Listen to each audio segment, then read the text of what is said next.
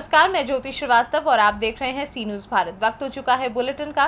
Bulletin में दिखाएंगे कि कैसे देवरिया जनपद में एक महिला ने तहसीलदार पर यौन शोषण का आरोप लगाते हुए जिलाधिकारी को सौंपा पत्र। साथ ही झांसी में ब्रह्म कुमारीज ने मनाए गए विश्व धूम्रपान निषेधक दिवस की झलकियां दिखाएंगे और बताएंगे कैसे प्रयागराज में आपसी कहासुनी में दो पक्षों में मारपीट हो गई और गोली चलने की नौबत तक आ गई। इन तमाम खबरों पर विस्तार से करेंगे चर्चा। बता दें कि खबर देवरिया से है, जहां देवरिया जनपद में एक महिला ने तहसीलदार पर यौन शोषण का आरोप लगाते हुए जिलाधिकारी को पत्र सौंपा है। आपको बता दें कि देवरिया जनपद के रुद्रपुर तहसील में कार्यरत तहसीलदार अभय राज पर एक महिला ने आरोप लगाया कि उन्होंने शादी का झांसा देकर उसका यौन शोषण किया है। जैसे ही महिला ने जिलाधिकारी को अपना पत्र सौंपा तो फौरन जिलाधिकारी ने इस मामले में जाँच के लिए पुलिस विभाग को नामित किया और इस मामले में पुलिस विभाग ने कार्रवाई करते हुए महिला के आरोपों पर तहसीलदार अभय राज पर मुकदमा दर्ज कर मामले की जांच शुरू कर दी। वहीं महिला ने आरोप लगाते हुए कहा कि तहसीलदार ने उसका लगातार शोषण किया है। उस बाबत पुलिस अधीक्षक ने बताया कि महिला के आरोप पर मुकदमा दर्ज कर आगे की कार्यवाही की जा रही है। कुछ बयान है, मैं जब अभयराज से शादी करने के लिए मुझसे वो शारीरिक संबंध किया, मुझ सब कुछ बात बोले। उसके बाद से मैं बोले अभयराज से कि आप शादी कर लीजिए मुझसे, मेरी ज़िंदगी आप नरक कर चुके हैं। वो कहे कि मैं शादी करने के लिए 2 कौड़ी की लड़की, तुम शादी करने के लायक नहीं, मेरी नौकरानी के लायक नहीं, शादी करने की तो बहुत ही। अभयराज ने कहा। राज कौन है? रुद्रपुर का तहसीलदार है। अच्छा, क्या क्या किया आपके साथ? मेरे साथ बहुत घिनौना काम किया है सर। कब से चल रहा था मामला है? कम से कम 6 महीने 7 महीने से बात करती थी। 2 मार्च से हम दोनों में सब कुछ का संबंध बना था सर। आप वहाँ क्यों उनसे मिलने गई थी? मैं सर भाजपा कार्यकर्ता हूँ।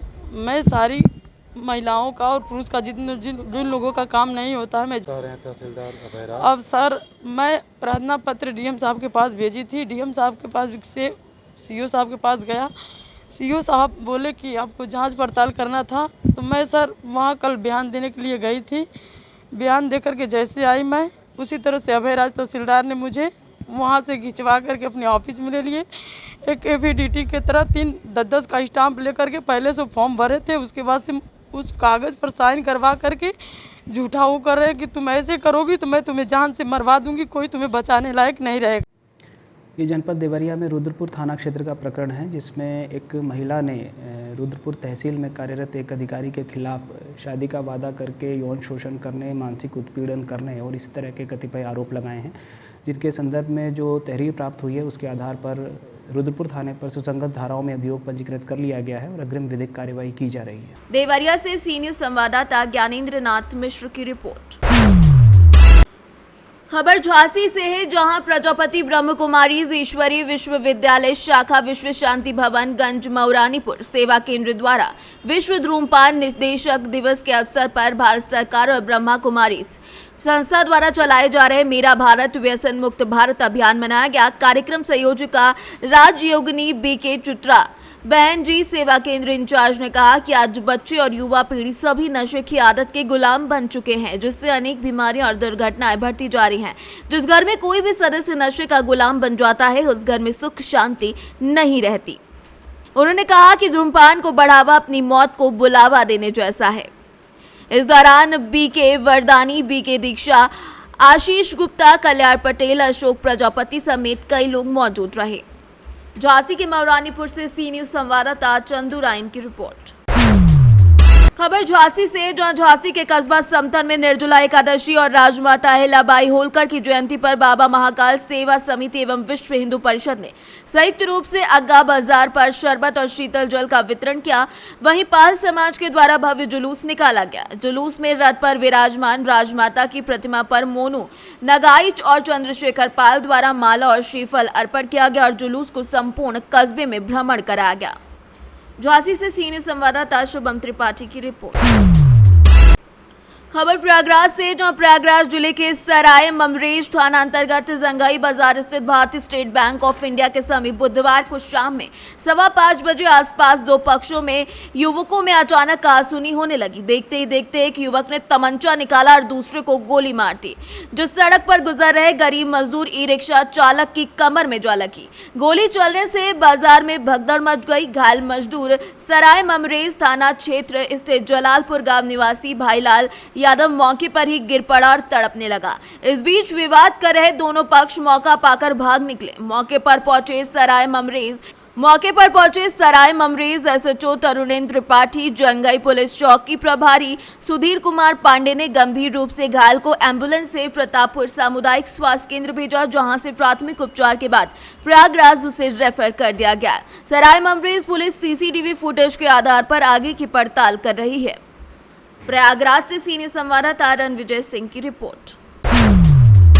शाहजहांपुर से खबर है, जहां एक गांव में उस समय हड़कंप मच गया जब दो सगे भाइयों की नदी में डूबकर मौत हो गई। बताया जा रहा है कि शाम को दोनों भाई पशुओं को चराने के साथ साथ जब नहाने लगे तो गहरे पानी में चले गए, जिसके चलते दोनों ही नदी में डूब गए। आसपास के लोगों ने जब देखा तो पुलिस को सूचना दी, जिसके चलते पुलिस ने गोताखोरों को बुलाकर नदी में दोनों की तलाश कराई।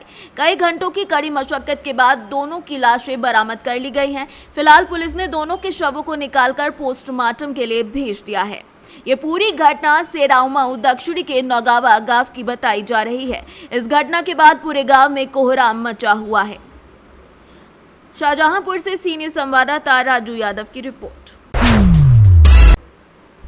खबर बाराबंकी से, जहां ब्रजभूषण शरण सिंह के मामले में अयोध्या के तपस्वी छावनी के महंत परमहंस आचार्य ने पहलवानों और ब्रजभूषण शरण सिंह के मामले को लेकर बयान दिया है। उनका कहना है कि ब्रजभूषण के मामले में सिर्फ और सिर्फ राजनीति की जा रही है। उनका ये भी कहना है कि इस मामले ने इतना तूल पकड़ा है, क्या इन लोगों को दलित बेटी साक्षी की निर्मम हत्या के बारे में कुछ नहीं पता?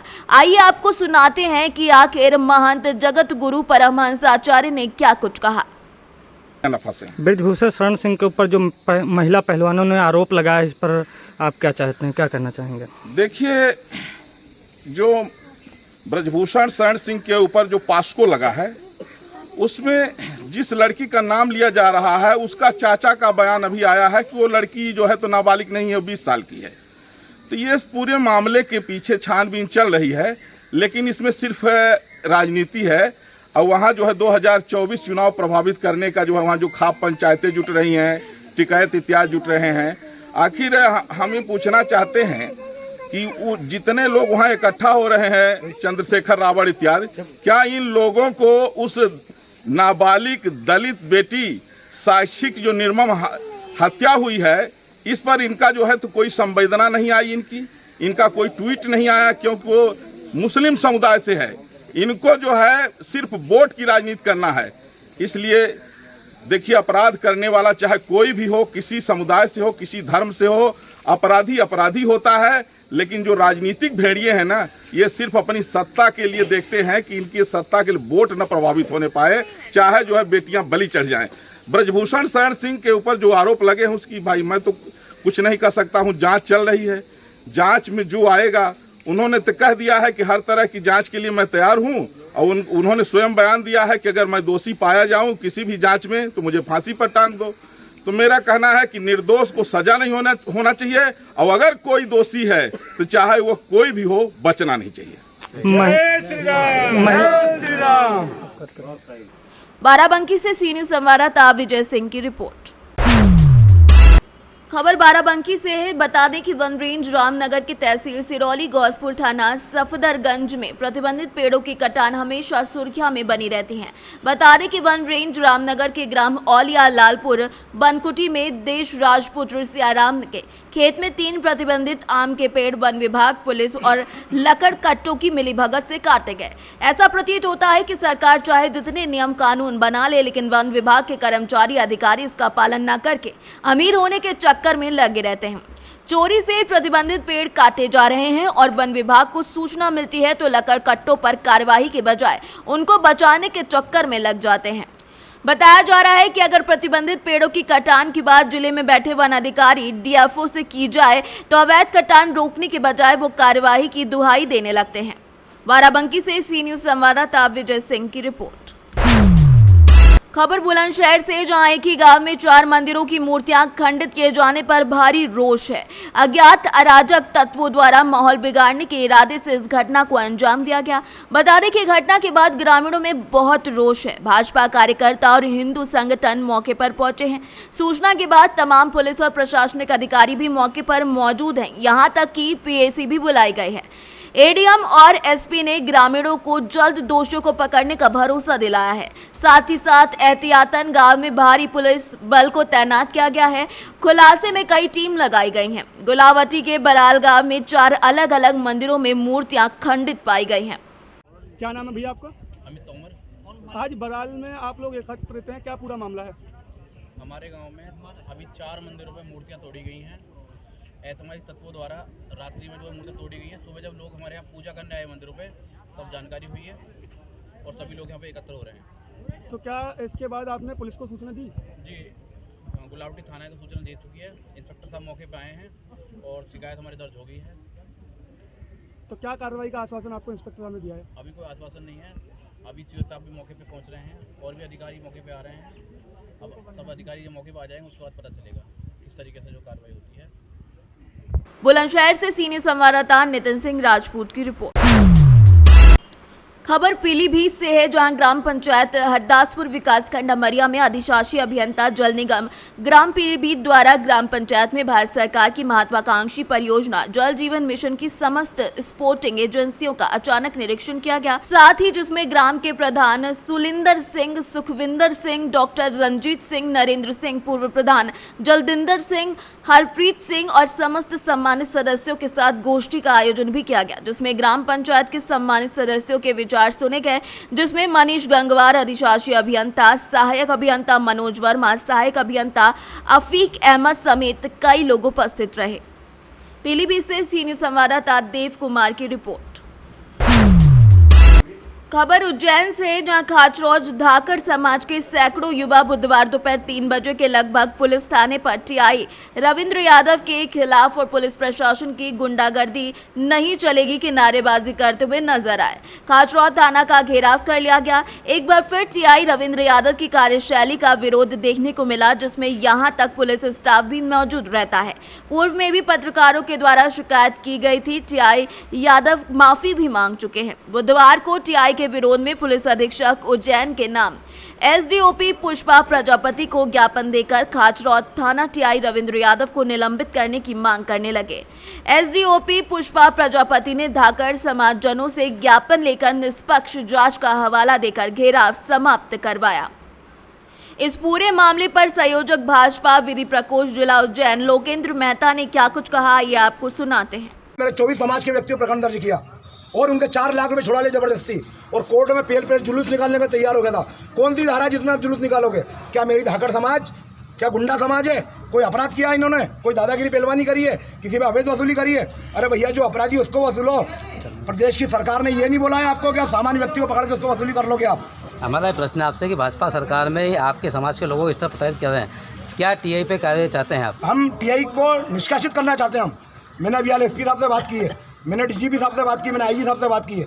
अगर अभी हमने एसडीओपी मैडम को ज्ञापन दिया है, अगर 2 दिन के अंदर इसका निराकरण नहीं निकलता है तो 4 तारीख को माननीय मुख्यमंत्री जी के सामने में 1000 में स्वयं बंधु को लेकर जाऊंगा, उनके सामने बात रखूंगा मैं, और थाना प्रभारी को निष्कासित कराने के लिए खड़ा हूँ। जिस तरह से टीआई के द्वारा 4 लाख को 1 लाख बना दिया गया, उसके खिलाफ किस तरह से आप कठोर कदम उठाएंगे? उसके खिलाफ में कोर्ट हम जांच करवाना है, उच्च अधिकारी के द्वारा जांच करवाएंगे। वो पैसा वसूल लेंगे भैया, क्यों पैसा लिया आपको क्या राइट है सामान्य व्यक्ति की जेब में से पैसा छुड़ाने का?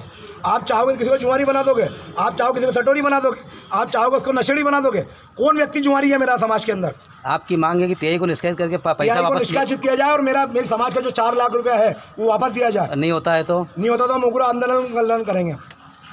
उज्जैन से सीनियर संवाददाता सुरेश जाटवा की रिपोर्ट। फिलहाल इस बुलेटिन में बस इतना ही। देश दुनिया की तमाम खबरों को जानने के लिए देखते रहिए सी न्यूज़ भारत।